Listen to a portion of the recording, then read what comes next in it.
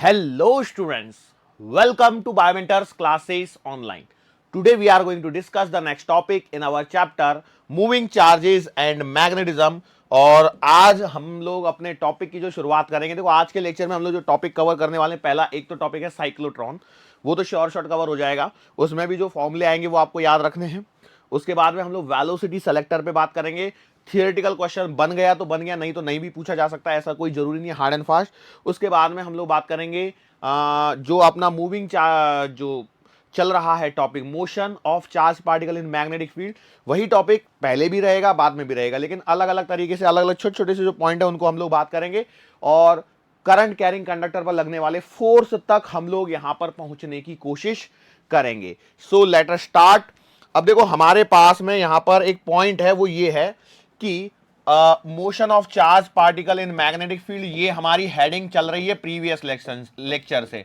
Motion of charge particle, motion of charge particle in magnetic field, बराबर है, in magnetic field. इस प्रकार से हमारी एक छोटी सी प्यारी सी एक हेडिंग चल रही है जिस पर हम लोग चर्चा कर रहे हैं। चलो अब मैं कुछ चीजें यहां पर बताता हूं। मैंने बोला लेट से यहां पर आपके पास में बड़ा सा एक मैग्नेटिक फील्ड हुआ करता था, और उस मैग्नेटिक फील्ड में ही कुछ हम लोग अभी एड ऑन करने वाले हैं। ठीक है, मैंने क्या किया, लेट से एक ये रीजन बना दिया मैंने। ठीक है, ये क्या बना दिया, एक रीजन बना दिया, और इस रीजन में आपका मैग्नेटिक फील्ड है। इस रीजन में क्या है, आपका मैग्नेटिक फील्ड है, और इस मैग्नेटिक फील्ड की जो रीजन है उसकी विड्थ दे रखी है डी। इसकी विड्थ कितनी दे रखी है, डी। और यहां पर आपका एज यूजुअल मैग्नेटिक फील्ड यहां पर मैंने बना दिया है। ठीक है, ओके। अब ऐसा क्यों कर रहा हूं, उसका रीजन समझिए।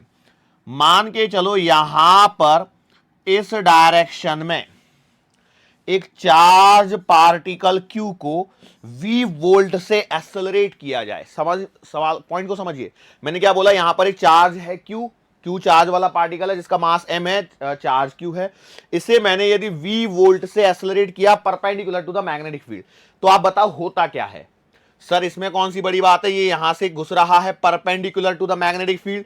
इस पर आप बोलोगे सर मैग्नेटिक फील्ड के कारण एक फोर्स लगेगा, तो ये ऐसे मुड़ेगा, ये ऐसे मुड़ेगा, और यदि ऐसे होगा तो ये बाहर आ जाएगा। यदि मैं अंदर से यदि इसको प्रोजेक्टाइल किया होता तो वो सर्कल घूम रहा होता, लेकिन सिंस मैंने बाहर से किया, ध्यान से देखो मैंने क्या किया, बाहर से किया, तो ये सेमी सर्कल बनाते हुए बाहर आ जाएगा।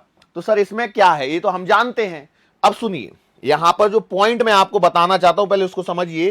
देखो यहां से लेकर के यहां तक ये रेडियस r मानूंगा यदि मेरे पास में ये सर्कुलर पाथ को कंप्लीट कर गया, तो यार इसका मतलब ये है ये दिस इज ऑल्सो r। अब देखो छोटा बड़ा दिख सकता है लेकिन डरने की बात नहीं, ये r है। इतना तो आप समझदार है ना, कि समझदारी गई, ऐसा तो नहीं है ना। चलो r r मान लिया। मान के चलो ये जो मैग्नेटिक फील्ड है इसकी डिस्टेंस कम हो जाए, मतलब आपका जो मैग्नेटिक फील्ड है वो इतनी दूरी तक प्रेजेंट ना हो के यहीं तक प्रेजेंट होता, तो क्या होता, तो भैया आपका चार्ज पार्टिकल तो एंटर तो ऐसे ही करता, ऐसे करके ये क्या ऐसे बाहर निकल जाता है। यहां पर मैग्नेटिक फील्ड खत्म होते ही फोर्स खत्म हो जाएगा। होगा या नहीं होगा तो आप बताएंगे पहले। तो कई लोग बोलेंगे यस सर होना तो कुछ कुछ ऐसा ही चाहिए। तो हम वही बात कर रहे हैं कि भैया माना कि ये ऐसा यहां से इसने एंट्री लिया, एंट्री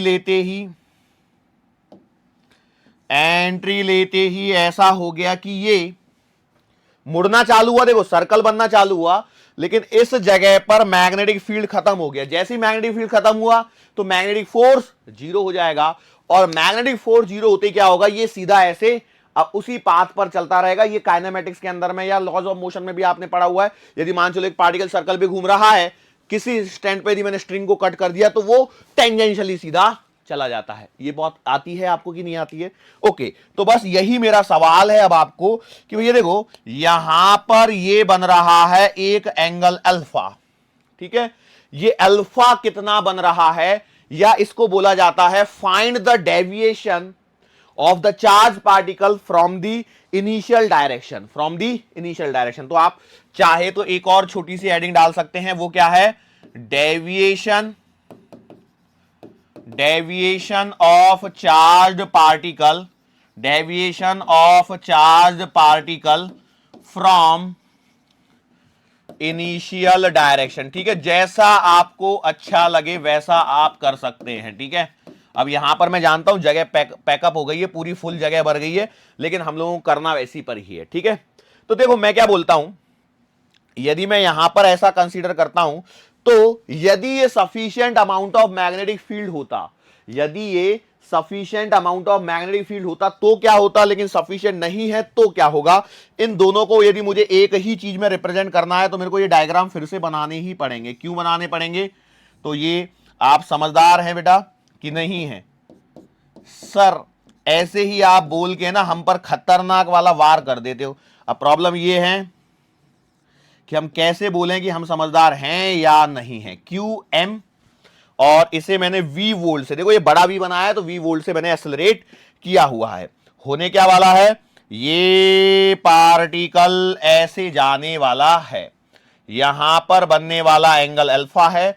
मैंने क्या बोला, लेट से कहीं यहां पर मैं इसका सेंटर मान लेता हूं, मतलब यदि ये सर्कुलर पाथ में घूम रहा होता तो ये इस प्रकार से एक सेमी सर्कल बनाता था, ठीक है। नाउ मैंने बोला ये point, let's say this is the radius of circular path R, क्या ये भी रेडियस ऑफ सर्कुलर पाथ होगी, यस और नो, ओके। तो अब आपको बस ये वाला एंगल अल्फा कैलकुलेट करना है और जो भी इसका रिजल्ट आएगा जाहिर सी बात है वो आपको याद रखनी है, ठीक है। Are you getting my point, yes और no. So how will you start, तो भैया देखो मैंने m मास वाले पार्टिकल को जिस पर चार्ज q है उसे v वोल्ट से एक्सेलरेट किया है। It simply means that we have provided it a kinetic energy, और वो काइनेटिक एनर्जी कितनी है, q into V, and this should be equals to half mv square. Mechanics के कॉन्सेप्ट से, ये इलेक्ट्रोस्टैटिक्स के कॉन्सेप्ट से, दोनों को इक्वल कर दो काम हो जाएगा। सर हो जाएगा क्या, देखते तो है भाई, जो पहले हमें पता है पहले उस पर काम करना चाहिए। mv स्क्वायर बराबर q इंटू वी, वी से भी काट मत देना, एक v है कैपिटल वाला, एक v है स्मॉल वाला। सर इसका फायदा ये होगा कि आप पहले v की वैल्यू निकाल लीजिए, ये आ जाएगी under the root of 2qv upon small m। सही करा गया, दो ऊपर जाएगा 2qv हो जाएगा, m नीचे आएगा, अंडर रूट आएगा। चलो ठीक है, यहां तक कर लिया। अब दूर दूर तक कोई आशा नजर नहीं आती है, तो अब क्या करें। तो देखो मैं एक बात बताता हूं, मान के चलो यदि इसने सर्कल कंप्लीट किया होता, तो वो कब किया होता, यदि मैग्नेटिक फील्ड सफिशिएंट लेंथ का होता, लेकिन अभी है नहीं, अभी नहीं है, कोई दिक्कत नहीं है, बाद में हो सकता है। तो उस समय इसने जो सर्कुलर पाथ बनाया होता तो उसकी रेडियस आती थी mv upon Q B. B is the magnetic field which is present over here, m is the mass of the charged particle, v is the speed by which it enters perpendicular to the magnetic field, q is the charge of the charged particle, और b वहां पर magnetic field है। मतलब ठीक है sir, यहां से क्या फायदा होगा, तो ये देखो v की जगह मैं वैल्यू पुट कर सकता हूं, एक पॉइंट तो मैं ये कर सकता हूं, लेकिन परेशानी अभी भी अटक रही है। वो परेशानी है कि मुझे तो ये चाहिए नहीं, मुझे तो अल्फा चाहिए। तो अल्फा के लिए क्या सोचूं, देखो सर सिंपल सी बात है, मेरे दिमाग में ये बातें आई लेकिन ये जाके अटक गई, तो मैं इनका करूं क्या कर सकता हूं, मैं कुछ नहीं कर सकता, तो मैं कुछ सोचता हूं। देखो सिंपल सी बात यह है कि यहां पर अभी जो मैग्नेटिक फील्ड है और इस तरह से यहां पर आपका पार्टिकल निकला, ये वाला एंगल अल्फा है। यदि मैं ध्यान से देखूं तो ये वाला आएगा 90 माइनस अल्फा, तो ये वाला आएगा अल्फा। सही है क्या, यदि ये अल्फा है तो क्या ये वाला एंगल भी एक अल्फा ही होगा, यस और नो। यदि ये वाला एंगल अल्फा है तो थोड़ा सा आप ध्यान से देखिए, ये वाली डिस्टेंस है d और ये वाली r है। सर कैसे r है, देखो भाई ये तो सर्कुलर पाथ पे ही चल रहा था, ही नहीं चल रहा था, इसको सेंटर मानते हुए मैंने ये ड्रॉ कर लिया, तो ये d हो गया, ये r हो गया, तो ये वाला आपको अल्फा मिल जाएगा। क्या अब आपको अल्फा मिलने की कोई उम्मीद दिख रही है, सर दिख तो रही है। देखो d तो वो देगा, यदि d देगा नहीं तो फिर आप r निकाल कैसे लोगे, सॉरी यदि d देगा नहीं तो आप अल्फा निकाल कैसे लोगे। r तो वो है जो पॉसिबल है, लेकिन अभी पॉसिबल हो नहीं पाया। अब क्या हो गया, ये मैग्नेटिक लेंथ जो है वो छोटी रह गई। मतलब अभी के केस में यहां पर हो ये रहा है कि भैया ये जो आपका d है वो लेस देन r है, वो r से छोटा है, इसके कारण वो सर्कल ना बना पाते हुए वो बाहर निकल गया, अपने पाथ से डेविएट हुआ है। क्या ये बात समझ में आ रही है, बस तो कहानी मिल गई मेरे को। अब मैं स्टार्ट कर सकता हूं, मैं यहां पर लिख देता हूं साइन अल्फा बराबर अपोजिट अपॉन हाइपर, सही लिख रहा हूं, तो d बाई आर, ठीक है, d बाई आर, r की वैल्यू यहां पर रख दो और इसके अंदर में v की वैल्यू यहां से उठा के रख दो, तो काम खत्म। तो आपने लिख दिया सर जी साइन अल्फा बराबर D upon capital R, sine alpha बराबर डी अपॉन आर की वैल्यू आपने रख दी M V upon Q B, मतलब आएगा D Q B upon M V, it is the value of sine alpha, yes और no. अब यहां पर देखो, यदि ये डेटा मिलता है आपको तो आप यूज कर सकते हो, मतलब अल्फा बराबर कैन बी रिटर्न है sine inverse of Q into D into B upon M into V, where C V is the velocity. ध्यान रखना, इस फॉर्मूले के अंदर में ऐसी कौन सी चीज है जो आपको नहीं पता है? Q चार्ज मालूम है, यस। D क्या है? विड्थ ऑफ मैग्नेटिक फील्ड, ध्यान रखना width of magnetic field, width of magnetic field. B क्या है यहां पर? ये तो आपको मैग्नेटिक फील्ड इंटेंसिटी दे रखी है, ये भी आपको पता होगा। एम क्या है? Mass of charge particle. और वी क्या है? तो बेटा ये है वेलोसिटी। लेकिन कई बार क्या करते हैं, वेलोसिटी नहीं देते हैं, तब आपकी गाड़ी अटक सकती है। तो पहले तो ये फॉर्मूला याद होना चाहिए। यदि सवाल आया तो स्ट्रेट फॉरवर्ड इसी पे आएगा, यदि सवाल आया तो स्ट्रेट फॉरवर्ड इसी पर आएगा, यदि नहीं आया तो फिर कुछ नहीं कर सकते। एक सवाल इस पर भी बना सकता है, वो डायरेक्टली दे सकता है और आपसे कंपेयर करवा सकता है, और आपसे कंपेयर करवा सकता है। चलो आगे बढ़ो, मान के चलो उसने चार्ज और एक्सेलरेशन दे दिया, तो क्या करोगे?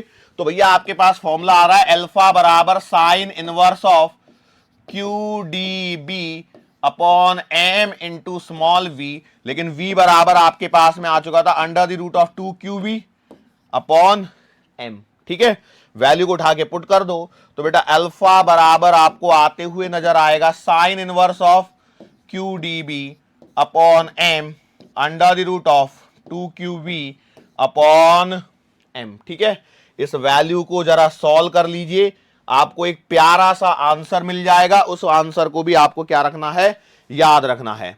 ठीक है, तो बेटा अल्फा का आंसर आएगा sine inverse of B into D.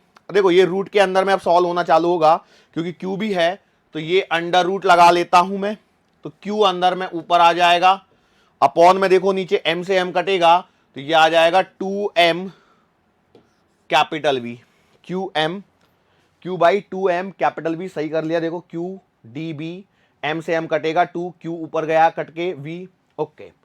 So that's it. यहां इस वाले फॉर्मूले के अंदर में b आपको मालूम है, d एक बार फिर से लिख देता हूं, विड्थ है बेटा यहां पर, d इज क्या है? Width of magnetic field b, m आपका मास है अगेन, और कैपिटल V क्या है बेटा? पोटेंशियल डिफरेंस, जिससे आपने क्या किया है? इसे एक्सेलरेट किया है। किसे एक्सेलरेट किया है? चार्ज पार्टिकल को एक्सेलरेट किया है। क्या ये वाली बात आपके छोटी सी प्यारी सी बुद्धि के अंदर में गई है या नहीं गई है? यस और नो? सर इस पे आप सवाल करवाइए। देखो सवाल के लिए ये है कि आपको इसमें डेटा कॉम्प्लिकेटेड मिलते हैं, मतलब इसमें आपको थोड़ा सा दिमाग लगाना पड़ेगा, कैलकुलेशंस करनी पड़ेंगी, और कैलकुलेशंस ऐसे नहीं कि छोटी छोटी सी हो जाएंगी। ठीक है, are you getting my point और नॉट? ओके, चलो ये वाली बात यदि आपकी समझ में आ चुकी है तो इसमें अब सवाल जो बनते हैं वो डायरेक्टली सवाल बन जाते हैं। वो क्या करते हैं? M B upon D Q D B upon M B की कुछ तो भी वैल्यू निकाल के दे देते हैं, या M B upon Q B की वैल्यू निकाल के दे देते हैं। मतलब देखो M B upon Q B की वैल्यू दे दी डी बाई 2, बात समझ में आ रही है? और उसको रिलेट करते हैं ताकि आप सीधा सीधा आंसर निकाल सके, 30 डिग्री या 60 डिग्री या 45 डिग्री या 37 डिग्री, जो भी निकालना है एग्जामिनर वो कैलकुलेट करके देगा। लेकिन मोस्टली आप देखा जाए तो मेडिकल में ऐसे सवाल अभी तक देखे तो नहीं गए, लेकिन भाई कभी कौन सी वैल्यू कब पूछ ले, nobody knows about it. Getting my point? Sure हैं? चलो, सो अब यहां से आगे अभी इसी में घूमने वाले केस में ही हम लोग आगे बढ़ते हैं, और हम लोग अपना नेक्स्ट टॉपिक जो चालू करते हैं वो है आपका साइक्लोट्रॉन। ठीक है, अगला टॉपिक है यहां पर साइक्लोट्रॉन। आप देख लेंगे एनसीईआरटी में साइक्लोट्रॉन दिया हुआ है मूविंग चार्जेस एंड मैग्नेटिज्म के अंदर में। अब देखो थोड़ा बहुत सीक्वेंस इधर उधर हो सकता है। अब कई लोग बोलेंगे सर ये क्या बोलते हैं बायो सावर्ट्स लॉ आने वाला है, थोड़ा धैर्य रखिए। या फिर कई लोग बोलेंगे सर इसमें तो ये टॉपिक दिया है क्या बोलते हैं magnetic force on current carrying conductor, बस आ रहा है आज के लेक्चर में आपको करा दूंगा, डरने की जरूरत नहीं है। No need to worry about it, that topic will also be covered. Okay, चलो सो सबसे पहले बेसिक सी बात करूं यदि मैं, तो साइक्लोट्रॉन होता क्या है? तो बेटा साइक्लोट्रॉन जो है वो है आपका चार्ज पार्टिकल एक्सेलरेटर, लेकिन उसमें भी एक खास बात ये होती है, इसे बोला जाता है circular particle accelerator. Circular particle accelerator होता है। इसके अंदर में यदि मैं कंस्ट्रक्शन की बात करूं तो कंस्ट्रक्शन में क्या होता है कि हमारे पास में एक इलेक्ट्रोमैग्नेट होती है जिससे हम लोग एक मैग्नेटिक फील्ड क्रिएट करते हैं। इसके अंदर में दो डीज शेप के एक हॉलो स्ट्रक्चर होते हैं जो अभी आपको दिखा रहा हूं बस। उसके अलावा यहां पर एक हम लोग क्या करते हैं, जनरेटर लगा देते हैं, एसी जनरेटर, ताकि एक इलेक्ट्रिक फील्ड यहां पर क्रिएट किया जा सके और जो कंटिन्यूअसली चेंज किया जा सके। बात समझ में आ रही है? सो यहां पर मैग्नेटिक फील्ड आपको डायरेक्शन प्रोवाइड करने का काम करता है, इलेक्ट्रिक फील्ड जो है यहां पर वो उसको एक्सेलरेट करने का काम करता है, और इस प्रकार से सर्कुलर पार्टिकल एक्सेलरेटर बनता है। भाई मैग्नेटिक फील्ड सर्कल में घुमा रहा है, इलेक्ट्रिक फील्ड उसे एक्सेलरेट कर रहा है, तो सर्कुलर पार्टिकल एक्सेलरेटर इस प्रकार से यहां पर आपका बनता है। ठीक है, यस और नो? सो हम लोग सीधा इस पर मूव ऑन करते हैं आगे की तरफ, और मैं आपको यहां पर ले चलता हूं, किधर गया, साइक्लोट्रॉन की तरफ। चलो सो देखो ये यहां पर आपको साइक्लोट्रॉन का कंस्ट्रक्शन दिख रहा होगा। इसके अंदर में जरा आप ध्यान से देखें, ऊपर में आपको एन और नीचे की तरफ आपको एस लिखा हुआ दिख रहा होगा। यहां पर एक जनरेटर लगा दिया है। चलो थोड़ा सा आगे बढ़ाता हूं ताकि आपको समझ में आए। देखो भाई ये कंस्ट्रक्शन वाइज यहां पर रुक जाता हूं मैं। ओहो थोड़ा सा आगे निकल गया। क्या होता है ना, कभी कभी टच हो जाता है ना। लो भाई, नहीं मोशन चालू हो गई क्या? लो भाई थोड़ा सा प्ले करता हूं ताकि ये थोड़ा सा आगे सरके, ताकि इसका व्यू बदले एक बार। Yes yes, now this view is visible to you. यहां देखिए एन लिखा है, यहां देखिए एस लिखा है। एन और एस का मतलब है नॉर्थ पोल साउथ पोल, और ये जो प्रोसेस है वो लाई जाती है with the help of electric field, sorry electromagnet. Electromagnet अभी तक हमने पढ़ा हुआ नहीं है, तो हम लोग ऐसा मान के चल रहे हैं कि भाई यहां पे नॉर्थ पोल, यहां पे साउथ पोल है, और एक इन सिंपल वर्ड्स नॉर्थ से साउथ की डायरेक्शन में एक मैग्नेटिक फील्ड यहां पर है। एक ऐसा मैग्नेटिक फील्ड प्रेजेंट है जो ऊपर से नीचे की डायरेक्शन में, ये ब्लू लाइंस यहां पर आपको दिख रही होंगी। यहां पर एक ऐसा कुछ तो भी स्ट्रक्चर दिख रहा है, इसे बोला जाता है डी। अरे भाई डी लेटर देखा कि नहीं देखा है? तो वैसा ही है, ये डी शेप का स्ट्रक्चर है।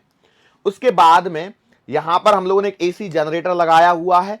देखो इस साइड में बायोमेंटस लिखा है ना, ये एक एसी जनरेटर है, जो यहां पर देखो एक माइनस का दिख रहा होगा, यहां पर एक रेड सा दिख रहा होगा, जो बाद में आपको प्लस होते हुए दिखाई देगा। थोड़ी देर तसल्ली रखिए। फिर और क्या है यहां पर, यहां से मैंने एक आयन सोर्स निकाला हुआ है। अब कई लोगों को लग रहा होगा ये येलो पाइप इधर से ऐसे निकल के जा रही, नहीं, वो अलग जगह जाएगी। यहां से एक चार्ज सोर्स का यूज हम लोग करते हैं। बेसिकली क्या है, यदि मान लो हम लोगों को प्रोटॉन्स को एक्सेलरेट कराना है, तो प्रोटॉन्स को प्रोड्यूस करने के लिए हम लोग हाइड्रोजन गैस का यूज कर लेते हैं। मान के चलो आपको अल्फा पार्टिकल चाहिए, तो अल्फा पार्टिकल कहां से आएंगे? हीलियम गैस से। भाई अल्फा क्या है? 2He4+2 मतलब helium. Proton 1H1, so hydrogen gas. तो इस प्रकार से सोर्स हम लोग सेलेक्ट कर लेते हैं। अच्छा, ये वाली जो टेढ़ी पाइप है, इसमें से आपका चार्ज पार्टिकल एक्सेलरेट होने के बाद जाएगा, और उधर में जो नीला नीला सा रखा है वो आपका टारगेट है। ठीक है, जिस पे जाके बम्बार्डिंग करनी है। चलो अब देखो यहां पर आपने देखा ये एक्सेलरेटर है, प्लस माइनस घूम रहा है। यहां से ये चार्ज पार्टिकल धीरे धीरे से आ रहा है। चार्ज पार्टिकल धीरे धीरे से मतलब यहां से गैस आ रही है, जो यहां पर चार्ज पार्टिकल के लिए सोर्स का काम करेगी। अब थोड़ा सा यहां पर रुक जाइए, रुकिए और देखिए। अब आपको क्या यहां पर प्लस और यहां पर माइनस क्लियरली दिखाई दे रहा है स्क्रीन पे? नहीं तो स्क्रीन पे क्या बोलते हैं इसको, स्क्रीनशॉट लेके जूम करके देख सकते हैं। ओके, काम कर लिया आपने इतना। ओके, अब सुनिए, बीच में यहां पे ये हरा डॉट दिख रहा है। कई लोग बोलेंगे हरा रंग डाला। ओके सुनिए, ये चार्ज पार्टिकल, गैस आई थी, चार्ज पार्टिकल हो गया अब हमारे पास में। Basically it is a source of ions. कहीं ना कहीं से तो सोर्स लाओगे ना, कहीं से भी आने तो कोई दिक्कत नहीं। यहां पर एक चार्ज पार्टिकल है, और हम लोग जो भी स्टडी करते हैं, आप देखिए हमेशा हम लोग पॉजिटिवली चार्ज पार्टिकल को कंसीडर करते हुए चलते हैं, वो इजी रहता है। सो उससे क्या हुआ, ये पॉजिटिवली चार्ज पार्टिकल यहां पर प्लस और यहां पर माइनस। बेसिकली क्या है, ये जो अल्टरनेटर है इससे कंटिन्यूसली प्लस माइनस चलते रहेंगे। ओके, सो अब इस समय यदि ये पॉजिटिव है ये नेगेटिव है, मतलब इस डायरेक्शन में आपका इलेक्ट्रिक फील्ड है प्लस से माइनस। या दूसरी तरीके से सोचिए कि इस वाले पूरे डी के सेक्शन पर, it is a made up of metal, तो इस वाले पूरे डी पर पॉजिटिव चार्ज हो गया और इस पर पूरे पर नेगेटिव चार्ज हो गया। अब यदि ये मेरा पॉजिटिवली चार्ज पार्टिकल है तो क्या होगा इसके साथ में, it will get attracted towards negatively charge D and it will be get repelled from this positive D. इस वाले पॉजिटिव डी से ये रिपल होगा और इस वाले नेगेटिव की तरफ ये अट्रैक्ट होगा। अब एक बात और आप जानते हैं कि if a charge particle is kept in an electric field then it will travel in a straight line. ये क्या करेगा, स्ट्रेट लाइन में ट्रैवल करेगा, क्योंकि लगने वाला फोर्स उसी प्रकार से होगा, तो उसी प्रकार से ये ट्रैवल करेगा। सो भैया इसकी ट्रैवलिंग देखिए अब क्या हो रही है यहां पर। आइए देखो थोड़ा सा ध्यान से, प्लस और माइनस दिख गए। अब इसमें यहां से इस डायरेक्शन में इस पर एक इलेक्ट्रिक फोर्स लग गया, जिसके कारण ये इसके अंदर में घुस गया। अब हम लोग इसको जरा ऊपर से खोल लेते हैं। अब खोलते ही देखो अब ये आपको ट्रांसपेरेंट विजिबिलिटी हो गई, ठीक है। अब ये इसके अंदर में जा चुका है। अब इसके अंदर में पहुंचने पर देखिए क्या हो रहा है, यहां पर ध्यान से देखिए, ये जो रेड एरो दिख रहा है ना, ये कहां से आया, इधर से आपका चार्ज पार्टिकल निकल के आया था, उसकी कुछ ना कुछ क्या थी, वेलोसिटी थी।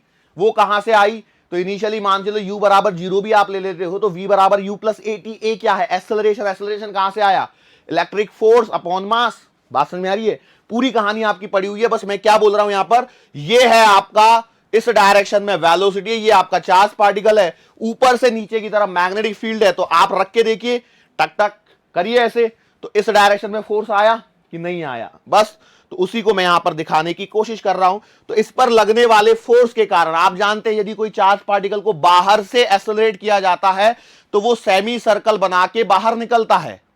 देखो यहां से घुसा, सेमी सर्कल बना के बाहर निकला। अब देखो क्या हुआ, इधर में अल्टरनेटर से ये चेंज हो गया। जब ये अल्टरनेटर से इधर चेंज हुआ तो वापस से देखो क्या हुआ, इस पर फोर्स इस डायरेक्शन में। क्यों ऐसा हुआ, क्योंकि ये नेगेटिव है, अब ये पॉजिटिव है, तो ये अट्रैक्ट हो गया। तो ये अट्रैक्ट हुआ तो इसको इधर आना है। बात समझ में आ रही है। अब सिंस ये इलेक्ट्रिक फील्ड के कारण हो रहा है, ये एक्सेलरेट भी हो रहा है, तो एक्सेलरेशन के कारण यहां पर क्या हुई होगी, इसकी वेलोसिटी कंटिन्यूअसली बढ़ेगी। v is equal to U plus A T, v is equal to U plus A T. तो जैसे जैसे समय निकलेगा उसकी वेलोसिटी क्या होती जाएगी, बढ़ती जाएगी। बात समझ में आ रही है। अब वेलोसिटी का मैग्नेटिक फील्ड से क्या रिलेशन है, वेलोसिटी का मैग्नेटिक फील्ड से कोई रिलेशन नहीं है, मैग्नेटिक फोर्स से रिलेशन है। वो क्या है सर, कि भैया जब कोई चार्ज पार्टिकल एक मैग्नेटिक फील्ड में परपेंडिकुलरली एंटर करता है तो क्या होता है, बाहर से एंटर करने पर वो सेमी सर्कल बनाता है और अंदर से एंटर करने पर सर्कल बनाता है। तो भैया ये यहां पर क्या बना रहा है, बाहर से एंटर कर रहा है, तो जो सर्कल बनाता है, जो सेमी सर्कल बनाता है, उसकी रेडियस क्या होती है, M V upon Q B. Q is the charge of the particle, वो fix, B is the magnetic field, ऊपर से नीचे की डायरेक्शन में मैग्नेटिक फील्ड आपका फिक्स है, M is the mass of the particle, वो आपका फिक्स है। बढ़ गया, चेंज क्या हुआ, V। क्यों, V बराबर U प्लस AT, V बराबर U प्लस का AT। A is the acceleration, acceleration आपको मिल रहा है इलेक्ट्रोस्टैटिक फोर्स से। बात समझ में आ रही है। और वो कैसे निकालोगे, F बराबर ma और F बराबर QE, दोनों को इक्वेट कर दिया। भाई पढ़ के आए हो ये सब पुराना चीजें, अब पुरानी चीजें बेटा। अब यदि आप ये नहीं कर पाए तो फिर तो दिक्कत हो जाएगी। तो एक्सेलरेशन की वैल्यू क्या होती है, QE अपॉन M। अरे बात समझ में आ रही है। तो उसको पुट करने पर आप देखेंगे वेलोसिटी बढ़ रही है कंटिन्यूअसली। सो अब यदि वेलोसिटी बढ़ेगी तो इस बार आपका फिर से वही कहानी रिपीट होगी। अब देखो फिर से यहां पर आ जाइए, ध्यान से देखिए, देखो क्या हुआ, ये उधर वाला डी था, ये इधर वाला डी था, इसकी वेलोसिटी इधर है, नीचे की तरफ मैग्नेटिक फील्ड है, तो ये ऐसे घुमाएगा, तो मतलब इसको ऐसे घूम के वापस बाहर निकलना है। तो भैया निकल, बाहर निकलता है कि नहीं देखते हैं हम लोग। देखो ये वेलोसिटी की डायरेक्शन, ये मैग्नेटिक फोर्स की डायरेक्शन। अब ये मैग्नेटिक फोर्स के कारण देखो ये ऐसे घूम के यहां से बाहर निकलने लग गया। फिर से कहानी बदलेगी, फिर से कहानी बदलेगी। अब देखिए माइनस वाला इधर आ गया, प्लस वाला इधर आ गया। अब देखो ये पूरा चक्कर घूम के आ गया कि नहीं आ गया। So now it will, what will happen, इस पर फिर से इलेक्ट्रोस्टैटिक फोर्स लगेगा, फिर से वही कहानी दोहराई जाएगी। लेकिन अब इस बार कहानी को हम लोग फास्ट कर देते हैं। अब ये कंटिन्यूअसली क्या होगा, ऐसे चेंज होते रहने के कारण, धीरे धीरे धीरे धीरे इसकी सर्कुलर लेंथ की लंबाई क्या होगी, बढ़ेगी। सर्कुलर लेंथ की लंबाई नहीं, उसको बोलना चाहिए था मुझे ऐसे, radius of the circular path will continuously increase. क्यों होगा, आर बराबर M V upon Q B, Q fix, B fix, M fix. लेकिन v क्या है, v is dependent on time, v बराबर u plus A T, t is the time, A is the acceleration जिसकी value है Q E upon M. सब भले ही fix है लेकिन टाइम तो बढ़ रहा है, और टाइम बढ़ने के कारण उसकी वेलोसिटी, इंस्टेंटेनियस वेलोसिटी कंटिन्यूअसली बढ़ती रहेगी, क्योंकि velocity is dependent on time. Kinematics थोड़ी सी आनी चाहिए। सो इसके कारण इसकी रेडियस कंटिन्यूअसली बढ़ते जा रही है, बढ़ते जा रही है, बढ़ते जा रही है, बढ़ते जा रही है, बढ़ते जा रही है। देखो अब यहां पर डायग्राम को फिर से एक बार देख लीजिए। देखो किधर गया, ये ऊपर नॉर्थ पोल, नीचे साउथ पोल, ये प्लस माइनस ऐसे हो गए। अब देखो ये ऐसा आपको थोड़ा सा उल्टा सा दिख रहा होगा, लेकिन भाई ये डायग्राम को घुमा घुमा के दिखाना पड़ेगा।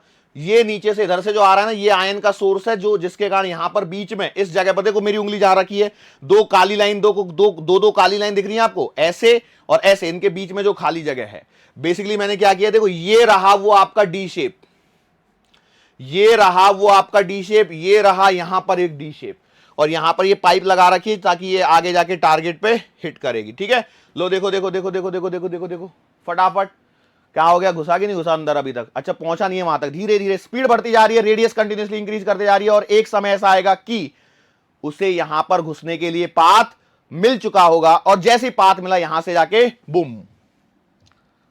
वैसे हमने यहां पे शाकाल की खोपड़ी रखी है, अब देखो फर्क दिखा, यहां से घुसी इसमें से टारगेट पे। अब यहां तक पहुंचते पहुंचते उसकी स्पीड ऑलरेडी काफी बढ़ चुकी होती है। यही कहानी है बेटा साइक्लोट्रॉन की, यही कहानी है बेटा आपकी साइक्लोट्रॉन की। मैं उम्मीद करता हूं ये आपको समझ में आया होगा। अब एक काम करता हूं, इसको पूरा खत्म, ये खत्म तो हो ही गया है, इसको एक बार आपके लिए, खास आप लोगों के लिए 2 मिनट का रिप्ले फिर से कर देता हूं। ठीक है, चल जा। ओके, ये साइक्लोट्रॉन का पूरा एक बार फिर से आप देख सकते हैं यदि आप इंटरेस्टेड हैं तो, नहीं तो आप 2 मिनट का टाइम ड्यूरेशन आप बढ़ा दीजिए और आप आगे पहुंच जाएंगे। देखो नीचे से वही क्या हुआ, वो गैस वाला जो सोर्स है, हाइड्रोजन गैस हो सकती है, हीलियम गैस, वहां से आपका चार्ज गैसेस आएंगी, तो वो चार्ज हो चुकी होंगी, तो वो चार्ज पार्टिकल के फॉर्म में बन गया। ऊपर एक्सेलरेटर का प्लस माइनस डायरेक्शन चेंज हो रही है, प्लस वाले ने रिपेल किया, माइनस वाले ने अट्रैक्ट किया, तो ये चार्ज पार्टिकल लेफ्ट डायरेक्शन में घुसेगा। तो मतलब ये ऐसा इसलिए हुआ क्योंकि इस पर एक इलेक्ट्रोस्टैटिक फोर्स लग रहा है, जिसे मैंने रेड एरो से दिखाया है, उसके कारण इसने कुछ वेलोसिटी अचीव की और ये मैग्नेटिक फील्ड के अंदर में एंटर कर गया है। ये ऐसे मैग्नेटिक फील्ड के अंदर में एंटर किया है जो परपेंडिकुलर है इसकी वेलोसिटी की डायरेक्शन के। तो देखो भैया ये ऐसे घुसा, रेड एरो आपका वेलोसिटी को दिखा रहा है, जो येलो एरो आपको दिख रहा होगा it is representing the force. जब आपका कोई चार्ज पार्टिकल मैग्नेटिक फील्ड के परपेंडिकुलर, मैग्नेटिक फील्ड के बाहर से एंटर करता है तो वो सेमी सर्कल बनाते हुए बाहर निकलता है। बाहर निकलने के पश्चात यहां पर अल्टरनेटर्स ने अपनी डायरेक्शन को बदला, प्लस वाला माइनस हो गया, माइनस वाला प्लस हो गया, फिर से इसको वेलोसिटी मिली और इसने अपनी अट्रैक्शन के कारण अंदर में घुस गया। कहानी फिर से वही रिपीट हुई कि भैया इस पर फिर से वही वेलोसिटी की डायरेक्शन मैग्नेटिक फील्ड के परपेंडिकुलर है, तो इस पर एक मैग्नेटिक फोर्स लगेगा जिसके कारण ये सेमी सर्कल में बाहर निकलेगा। अब यहां पर जब ये बाहर निकलेगा फिर इसके पास इस समय कुछ ना कुछ वेलोसिटी होगी। अब ये जो वेलोसिटी है वो टाइम डिपेंडेंट वेलोसिटी है, जो v बराबर u प्लस at से आती है, जहां पर a की value Q E upon M है। बात क्लियर हुई? अब यही प्रोसेस कंटिन्यूअस चलती रहेगी और ये तब तक चलती रहेगी जब तक ये टारगेट को हिट ना करे। सो इस प्रकार से आपका हर चक्कर के साथ में वेलोसिटी बढ़ती है, और जैसे ही वेलोसिटी बढ़ती है तो बेटा सेमी सर्कुलर पाथ की जो रेडियस होती है वो r बराबर M V upon Q B होती है। ये फॉर्मूला आपको याद होना चाहिए। तो वेलोसिटी बढ़ने के कारण रेडियस कंटिन्यूअसली इंक्रीज होती जाती है, और एक समय ऐसा आता है कि इस d के कॉर्नर में से ये बाहर की तरफ निकलता है और जाकर के उस टारगेट को हिट कर देता है जिस टारगेट को आपने यहां पर सेलेक्ट किया हुआ है। So it is the cyclotron, it is the cyclotron. मैं उम्मीद करता हूं आपको साइक्लोट्रॉन अच्छे से समझ में आया होगा। अब मैं उम्मीद तो कर ही सकता हूं ना सर, उम्मीद ही करो बस। Is it clear to you? अब बोलो, इसमें साइक्लोट्रॉन में यहां तक की कहानी हो गई। अब बताओ इसके अंदर में सर कोई डेरिवेशन वेरिएशन भी है क्या? यस, डेरिवेशन है। काय के डेरिवेशन सर? काय के डेरिवेशन करवा रहे हो?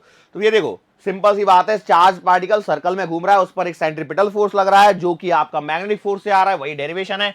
तो वही यदि आपने ये सोचा होगा तो मैग्नेटिक फोर्स का फॉर्मूला क्या होता है? क्यू वी बी बराबर M V square upon R. So यहां पर जो डेरिवेशन आते हैं वही फिर से वो जो सर्कुलर पाथ है उसकी रेडियस क्या होगी। अब कई लोग बोलेंगे सर ये तो हम लोग पहले भी कर चुके हैं। मैं कब मना कर रहा हूं कि नहीं किया है? कर तो आप पहले भी चुके हो। वही फॉर्मूला आएगा आर बराबर M V upon Q B. तो ये फॉर्मूला पहले से मालूम था, अभी फिर से कर लिया, इससे ज्यादा इसके अंदर में कुछ भी नहीं है। अच्छा, इसमें फिर से वही टाइम स्पेंड कितना किया है उसे कैसे निकालोगे, तो कहानी में बताइए क्या ये फॉर्मूले आपको आते हैं या नहीं आते हैं। टाइम कितना आएगा, पाई एम अपॉन क्यू बी। अरे बात समझ में आ रही है कि नहीं आ रही है, सर कहां से निकाला। अरे भाई देखो, टाइम का मतलब होता है डिस्टेंस अपॉन स्पीड, तो भैया टाइम डिस्टेंस कितनी कवर हो रही है, पाई इंटू आर, और कितनी स्पीड से, वी से, तो टी बराबर आपने लिख दिया पाई और आर की जगह आपने रख दिया M V upon Q B, और नीचे आपका वी है, तो टी की वैल्यू आ गई पाई एम अपॉन क्यू बी। ठीक है, अरे भाई अब तो खुश हो गए, सेम डेरिवेशन को दूसरी बार डिराइव कर रहे हो आप लोग, कर पाओगे कि नहीं कर पाओगे। सीधा सवाल आएगा इसमें, किसी भी एक डी में स्पेंड किया हुआ time by the charge particle, सीधा सवाल पूछा जा सकता है। पूछेगा ही ये जरूरी नहीं है, लेकिन आपको पता होना जरूरी है। तो क्या बताओ, यहां से आप फ्रीक्वेंसी कैलकुलेट कर सकते हो, टाइम पीरियड कैलकुलेट कर सकते हो, बहुत सारी चीजें यहां पर आप कैलकुलेट कर सकते हो। एक और सवाल इसमें कई बार बन जाता है और वो है regarding the maximum kinetic energy, या कई बार सीधा सीधा भी बोल देते हैं कि भैया बताओ काइनेटिक एनर्जी कितनी होगी। तो मैं बोल रहा हूं कि मान के चलो maximum kinetic energy of charged particle in cyclotron, cyclotron के अंदर में, साइक्लोट्रॉन में आवेशित कण की अधिकतम गतिज ऊर्जा कैसे निकालोगे भैया। तो सिंपल सी बात है, काइनेटिक एनर्जी मैक्सिमम बराबर हाफ एम वी मैक्सिमम का स्क्वायर, भाई यही बात है।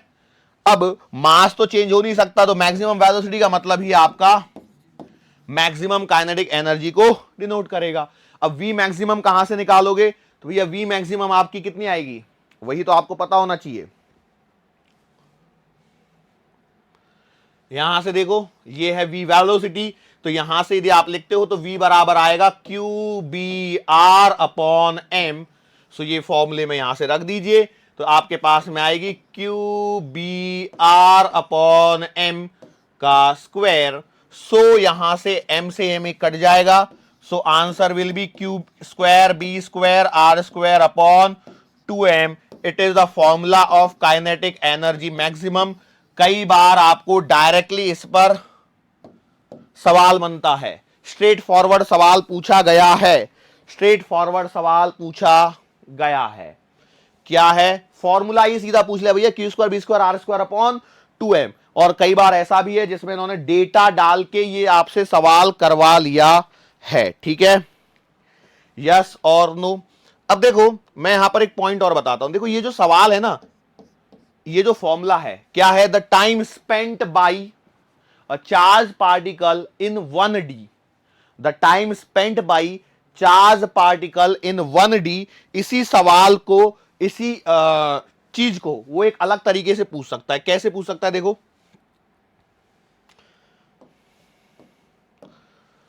क्वेश्चन है, a proton is to be accelerated, a proton is to be accelerated in cyclotron. अब बताओ यहां से उसने क्या क्या हिंट दे दिया आपको, पहले तो ये बताओ। प्रोटॉन कहते ही, ध्यान से सुनो, बुद्धि चलनी चाहिए, प्रोटॉन कहते ही उसने आपको मास दे दिया है m और चार्ज दे दिया है q, ये दोनों आपको उसने इनडायरेक्टली दे दिए। अब सवाल क्या पूछा जा रहा है ये सुनिए, सवाल क्या पूछा जा रहा है इसको सुनिए। If a magnetic field of 1.4 Tesla is applied, 1.4 Tesla is applied by electromagnet के द्वारा यदि 1.4 टेस्ला का मैग्नेटिक फील्ड अप्लाई किया जाए, देन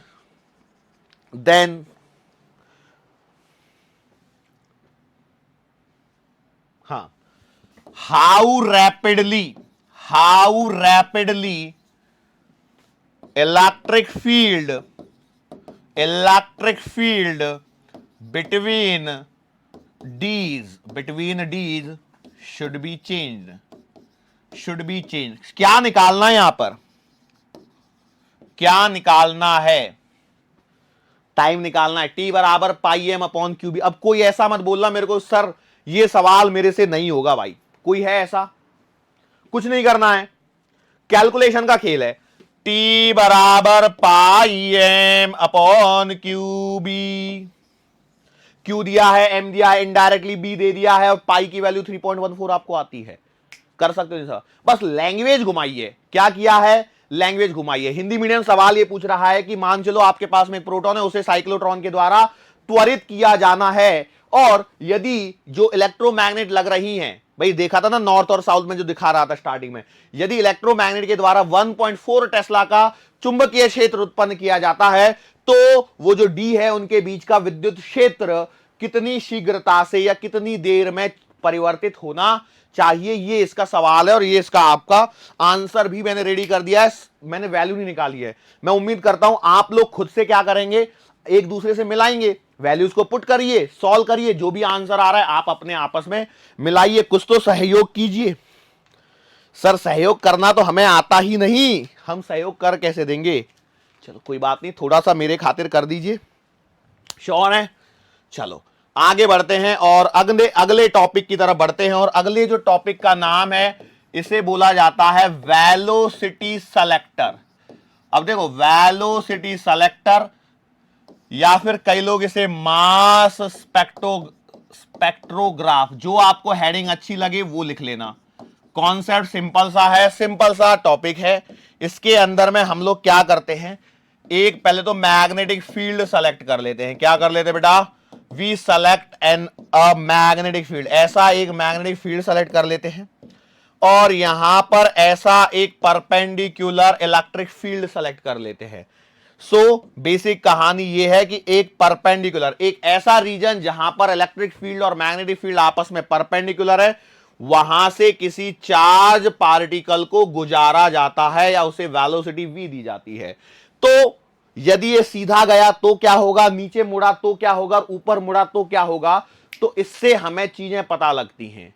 ठीक है, यही कहानी है, और यही आपका वेलोसिटी सेलेक्टर का बेसिक सा फंडा है। ठीक है, बेसिक फंडे को यदि मैं समझाने की कोशिश करता हूं तो क्या होता है, बेसिकली देखो, यदि ये चार्ज पार्टिकल, अब समझिए जरा, मान के चलो मैं एक सवाल पूछता हूं, एक सिंपल सा सवाल, एक चार्ज पार्टिकल जिसका मास m है, ध्यान सुनना, मास m है, चार्ज q है, इसे वेलोसिटी v से इस ऐसे रीजन में जहां पर आपका मैग्नेटिक फील्ड है अंदर की तरफ और इलेक्ट्रिक फील्ड है ऊपर से नीचे की तरफ,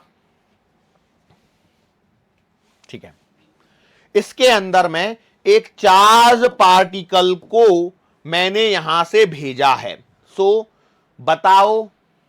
बताओ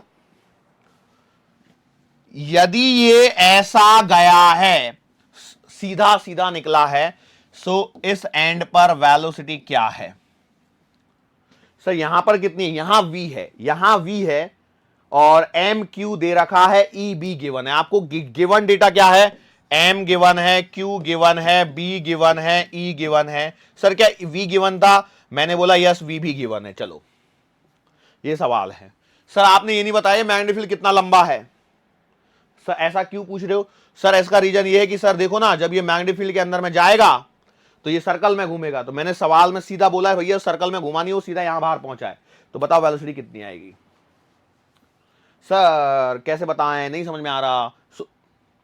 कहानी ये होती है कि भैया देखो, ये अपने मार्ग पे अनडेविएटेड है, मतलब it is moving straight forward, it is moving what, straight forward. जरा यहां पर थोड़ी सी बुद्धि यदि लग पाई तो बहुत अच्छी बात है। कैसे, ये ऐसे घुसा, अरे भाई ये ऐसे घुसा और ऐसे कैसे निकल गया, अरे ऐसे ही हुआ ना। कहानी ये है कि भैया if a charge particle is entering perpendicular to the fields, तो कहानी कुछ इस प्रकार से हम लोग समझने की कोशिश करते हैं। खुला क्या, खुल जा। देखो भाई कहानी वही सी, मैग्नेटिक फील्ड अंदर, ऊपर से नीचे की डायरेक्शन में एक इलेक्ट्रिक फील्ड मैंने यहां पर लगा दिया है। जैसे ही लगाया उसके बाद में मैंने एक चार्ज पार्टिकल को, आजा आ रहा है। सो यहां से चार्ज पार्टिकल यदि सीधा सीधा आपका जा रहा है, ये आ गया भैया चार्ज पार्टिकल, तो हो क्या रहा होगा, तो आप कहेंगे सिंपल सी बात है सर, ये चार्ज पार्टिकल ऐसे गया और मैग्नेटिक फील्ड अंदर है, तो इस पर लगने वाला एक मैग्नेटिक फोर्स होगा जो ऊपर की डायरेक्शन में लगेगा। क्या ये बात समझ में आई? मैंने क्या बोला, चार्ज पार्टिकल ऐसे गया, मैग्नेटिक फील्ड अंदर है, उस पर मैग्नेटिक फोर्स ऊपर लगेगा। यस और नो? यस। लेकिन मैंने बोला था ये तो सीधा चला गया, तो क्या यहां पर एक इलेक्ट्रिक फील्ड के कारण लगने वाले फोर्स का कुछ ना कुछ इफेक्ट है? यस है। कैसे बेटा? Fm बराबर QV भी ऊपर लग गया और Fe बराबर QE नीचे लगेगा। सर ऐसा क्यों हो रहा है? तो भैया हम लोग जानते हैं कि इलेक्ट्रोस्टैटिक चैप्टर हमसे कहता है कि जो भी चार्ज पार्टिकल होता है उस पर जो फोर्स लगता है वो इलेक्ट्रिक फील्ड की डायरेक्शन में लगता है, F बराबर QE। और यदि ये पॉजिटिव चार्ज पार्टिकल है तो ही हम लोग ऐसा कंसीडर करके चलते हैं। अरे बोलो, समझ में आया नहीं आया? अब सोचो, इलेक्ट्रिक फील्ड चाहता है ये नीचे जाए, मैग्नेटिक फील्ड चाहता है ये ऊपर जाए, लेकिन ये महाशय कहीं नहीं गए, ये बिना मुड़े सीधे निकल गए। यदि ये बिना मुड़े सीधे निकले हैं, इसका मतलब ये है कि it is in equilibrium. Sir equilibrium में तो नेट फोर्स जीरो होता है, और यदि नेट फोर्स जीरो है तो charge particle should be at rest. बेटा ऐसा नहीं है, फिर से कॉन्सेप्ट्स को रिकॉल कर लीजिए। If net force is zero on the particle, then if the particle is initially at rest, then it will be at rest, and if it is moving with some constant velocity, then it will be moving in a constant velocity। बात समझ में आ रही है? तो भैया ये v से चल रहा था तो ये v से ही चलता रह गया है। लेकिन मान के चलो ऐसा हो जाए कि हम लोग क्या करें, यहां से हमारे पास में इसको इक्वेट करने पर एक डेटा निकल के आता है, QE बराबर QVB करने पर v बराबर E/B निकल के आता है। इस नंबर को बोला जाता है वेलोसिटी सेलेक्टर का नंबर। मतलब सर क्या है, ये हमारे पास में इलेक्ट्रिक फील्ड और मैग्नेटिक फील्ड लगाने पर v बराबर E/B आया है। इस डेटा को कहा जाता है वेलोसिटी सेलेक्टर। मतलब क्या है कि भैया यदि आपने इस फील्ड के अंदर में एक ऐसा चार्ज पार्टिकल जिसकी स्पीड, इनिशियल स्पीड E/B से बड़ी है तो भी ये डेविएट होगा, और यदि छोटी है तो भी क्या होगा, डेविएट। कैसे होगा सुनिए, यदि हम लोग मान के चलो एक ऐसा चार्ज पार्टिकल यहां से छोड़ते हैं, यहां से ऐसे चार्ज पार्टिकल छोड़ते हैं जिसकी स्पीड जो v है, जो भी v डैश आप मानना चाहते हो, वो E/B की वैल्यू से बड़ी है, तो v या छोटी है, जो भी है पहले ले लेते हैं, कोई दिक्कत नहीं है। यदि छोटी वाला लिया है पहले, छोटे वाले में क्या होगा, ये नीचे जाएगा। और यदि मान चलो आपने जिस चार्ज पार्टिकल को वहां से छोड़ा है उसकी स्पीड इस E/B की जो भी वैल्यू आ रही है उससे बड़ी आती है, E/B की वैल्यू से क्या आती है, बड़ी, तो ये ऊपर की डायरेक्शन में जाएगा। क्या आप इसका कॉन्सेप्ट पकड़ पा रहे हैं या नहीं पकड़ पा रहे, पहले तो इतना बता दीजिए ऐसा क्यों हुआ होगा। सोचिए, पहले सोच के आंसर दे दीजिए। यदि सही सोचा तो आपको मिलेगा क्या, मां का दुलार। आ जा इधर, v ग्रेटर देन E/B। क्यों हुआ ऐसे, सोचो भैया। देखो ये ऊपर मुड़ रहा है, इसका मतलब इस पर ऊपर की डायरेक्शन में बड़ा फोर्स होना चाहिए। देखो ऊपर की डायरेक्शन में लग रहा है Fm बराबर QVB, और आपका जो वेलोसिटी सेलेक्टर की वैल्यू आ रही है वो आ रही है E/B। यदि आपके चार्ज पार्टिकल की स्पीड ज्यादा है तो बेटा ये तो V/B की वैल्यू हो गई, तो मैग्नेटिक फोर्स जो है QVB पे डिपेंड करता है, तो V बढ़ गया तो आपका मैग्नेटिक फोर्स बढ़ गया, और मैग्नेटिक फोर्स बढ़ गया तो वो उसे चाहेगा कि ऊपर लेके जाए। सो ये जो E/B आ रही है इसे कहा जाता है वेलोसिटी सेलेक्टर वैल्यू। क्या कहा जाता है, वेलोसिटी सेलेक्टर वैल्यू, बराबर है। सो हम लोगों को, जैसे आपको बताऊं, सोप कंपनी देखिए, सोप कंपनी सर देखी कहां होगी हमने, साबुन कंपनी के अंदर में क्या करते हैं कि कोई बॉक्स गलती से भी खाली ना चला जाए। मतलब मान चलो आपको कैसा लगेगा यदि साबुन कंपनी में से साबुन खरीदा और आपने खाली पैकेट ही आ गया, तो क्या करते हैं वो लोग, वहां पर एक पंखा लगा देते हैं, जिस जिस क्या बोलते हैं उसको, कन्वेयर बेल्ट पे वो जो पैक हुआ साबुन चल रहा होता है उस पे एक पंखा लगा देते हैं। वो पंखे की स्पीड इतनी होती है कि वो साबुन वाले बॉक्स को डेविएट नहीं कर पाता, लेकिन साबुन नहीं है तो खाली खोखा उड़ जाता है। बात समझ में आ रही है? इसलिए वो वही चीजें होती हैं, कुछ नहीं है। तो हमारे पास में जो चार्ज पार्टिकल आ रहे हैं, तो हम लोग को क्या किया, हमें कोई पर्टिकुलर वेलोसिटी वाले पार्टिकल चाहिए, तो हम E और B की वैल्यू ऐसे सेलेक्ट कर लेते हैं। अब मान के चलो इस वाली जो वेलोसिटी निकल के आएगी वो तो सारे पार्टिकल आपको सीधे सीधे कलेक्ट हो जाएंगे। यहां एक बर्तन रख लो, उसमें आ जाएंगे। सर हम तो रखेंगे कटोरी, तो कटोरी रख लो भैया, तो यहां से सीधे आ गए। और इसके अलावा जो भी स्पीड होगी, तो ज्यादा होगी तो ऊपर मुड़ेंगे और कम होगी तो वो नीचे मुड़ेंगे, that is the concept of velocity selector. क्या ये बात समझ में आई आप लोगों को? Are you sure enough? बोलो बोलो बोलो बोलो बोलो, अरे फटाफट बोलो, समझ में आ गया कॉन्सेप्ट? बस यही कहानी है, इतना ही ध्यान रखना है। V बराबर E by B is a velocity selector. तो यहां से आपको एक बात समझ में आई होगी, पता क्या? E बाई बी का डायमेंशन किसके बराबर है? वेलोसिटी के बराबर। यूनिट्स एंड मेजरमेंट के लिए काम का टॉपिक है, नीट में डायरेक्ट सवाल पूछ सकते हैं मेडिकल में, भैया what is the dimension of E by B? तो भैया मीटर पर सेकेंड, L1 M0 T-1। उल्टा पूछ लिया B बाई E के डायमेंशन, तो फिर क्या हो जाएगा? L-1 M0 T+1 हो जाएगा। सवाल बता रहा हूं मैं यहीं पे चलते चलते, आ गया तो नसीब है, नहीं आया तो फिर कोई दिक्कत है नहीं, हमने तो पढ़ना था जो पढ़ लिया। ठीक है, कहानी खत्म। ये है आपका मास स्पेक्ट्रोग्राफ या फिर वेलोसिटी सेलेक्टर। आगे के टॉपिक पे हम लोग बात करेंगे और वो है बेटा क्या? अब हम लोग बात करना है कि किसी करंट कैरिंग कंडक्टर पे फोर्स कितना लगता है। ये कहां चला गया? बात समझ में आ गई? अरे यही कराया कि नहीं कराया? तो क्या आपने इसे नोट डाउन कर लिया था जो मैंने आपको दिखाया था? यदि नहीं किया है तो बेटा आपको इसमें छोटा सा कष्ट फिर से करना पड़ जाएगा। और वो कष्ट क्या है?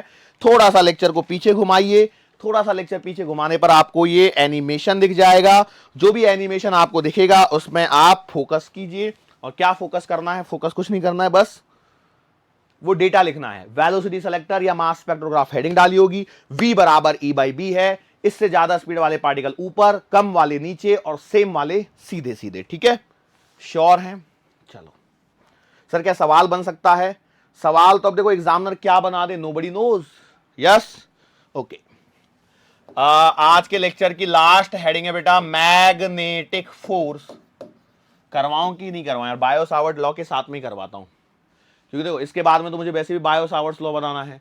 यदि मैं आज करवा दूंगा इसका फॉर्मूला तो आने वाले लेक्चर में आप वैसे ही इसको भूल चुके होंगे।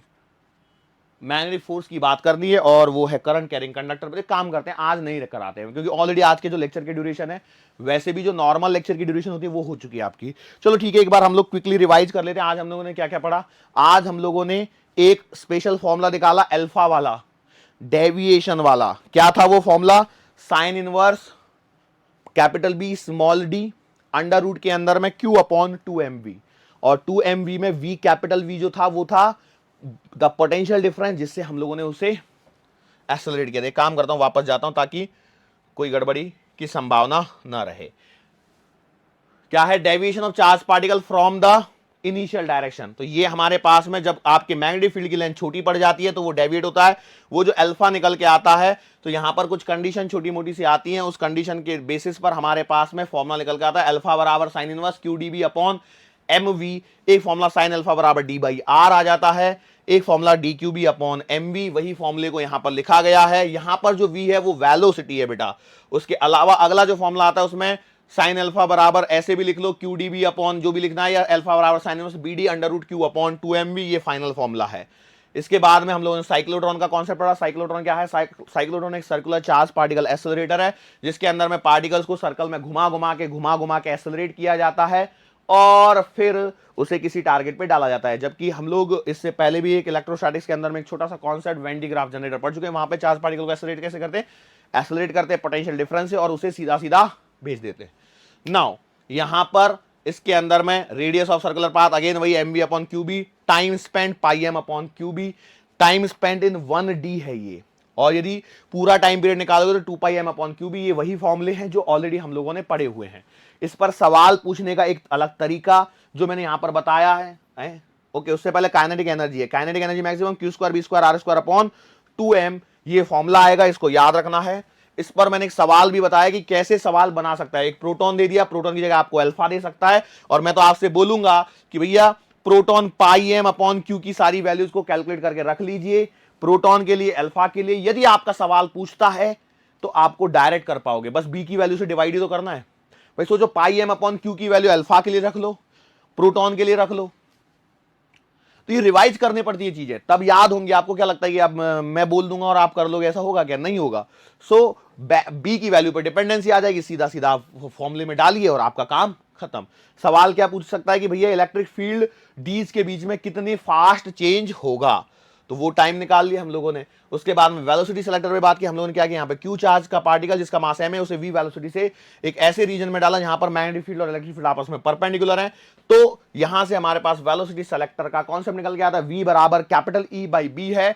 ये एक ऐसा रेशियो है इलेक्ट्रिक फील्ड और मैग्नेटिक फील्ड का, जो रेशियो निकल के आता है वैल्यूज का, वो एक ऐसा नंबर बन के आता है। उस स्पीड वाले पार्टिकल तो सीधे आएंगे, या मैं बोलूंगा ऐसे पार्टिकल अनडेविएटेड आएंगे, लेकिन उससे यदि ज्यादा स्पीड है so they will move in the upward direction, और यदि स्पीड कम है तो they will move in downward direction, provided that कि आपका इलेक्ट्रिक फील्ड ऊपर से नीचे है। मतलब इस केस में यदि मैग्नेटिक फील्ड अंदर है, ई ऐसे लगाया है, तो चार्ज पार्टिकल ऊपर गए हैं स्पीड ज्यादा होने पर, मतलब opposite to the electric field direction, और स्पीड कम होने पर in the direction of electric field. लेकिन मैंने पूरी कॉन्सेप्ट को किस प्रकार से समझाया है, पॉजिटिव कंसीडर करते हुए। यदि एग्जामिनर चाहे इसमें तो अलग अलग सवाल बना सकता है। मतलब यदि मान चलो मैग्नेटिक फील्ड आपकी तरफ कर दिया तो फिर क्या हो जाएगा कहानी, फिर तो भैया मैग्नेटिक फील्ड यदि आपकी तरफ है तो आपने ऐसे घुसाया तो डाउनवर्ड डायरेक्शन, मतलब हमेशा ही नीचे मुड़ेगा, फिर आप इलेक्ट्रिक फील्ड का कोई रोल ही नहीं है। तो वो एक सारी चीजों को यहां पर ध्यान रखना पड़ता है मास स्पेक्ट्रोग्राफ के डिजाइनिंग में, ठीक है। श्योर है, it is the specific design जो मास स्पेक्ट्रोग्राफ के लिए यूज करी जाती है। इसी के साथ में हम लोग अपने आज के इस लेक्चर को यहां पर बेटा समाप्त करते हैं। मुलाकात फिर से करेंगे आने वाले अगले लेक्चर में, जिसमें हम लोग पढ़ रहे होंगे magnetic force on current carrying conductor के साथ में। श्योर हैं? मुलाकात आने वाले अगले लेक्चर के दरमियान, तब तक के लिए